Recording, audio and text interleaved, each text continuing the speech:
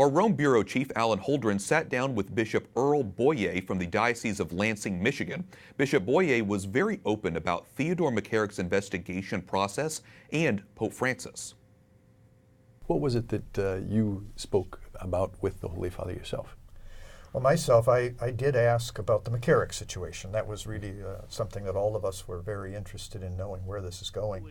And I'm very glad to hear that a report is coming, and I'm not sure when it will be, probably after the beginning of the new year.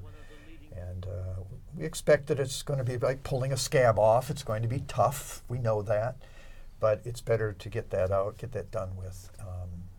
So it has raised mixed emotions in all of us. Mm-hmm. We want this done, and yet we know it's going to be painful. Can I ask specifically what it was that you asked the Holy Father and what it was that he responded? Basically, just wanted to know where this was, because we had heard that there was a report that was almost ready, and so he described that to us. And have you had the possibility of speaking with other departments of the Holy See about the same issue?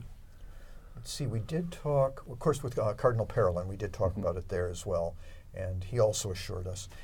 He's a little more nervous about the reception of this in the public. And granted, it is going to be, as I said, like pulling a scab off. I mean, there's no doubt about it. Mm-hmm. And yet, I think it's got to be done. So we'll see how things go. And we'll just pray. I mean, this is ultimately for the good of the church. Yeah. The truth cannot hurt the church. And I think that's important for all of us to recognize. We hear about this division in the media. They want to paint the bishops of the United States in one corner and the Holy Father into another. Did you feel any of that? I didn't feel any of that at all. In fact, I really felt kind of at ease, at home there. I really felt like he wanted us to be seen and heard as his brother bishops. And I felt that was achieved. So I remember somebody mentioned from an earlier one, they felt his paternal presence. I felt more fraternal in that sense, that we really were brothers sharing these things. I thought it went very, very well. I was very pleased. You mentioned in a radio interview earlier this week that sometimes it's a little bit difficult to explain what's going on in Rome, some of the decisions that are being made. How do you feel after this visit, and can you explain a little bit about what it is to describe things at home? Well, I mean, I don't know that this visit's not going to solve anything as far as I know. But it helps me.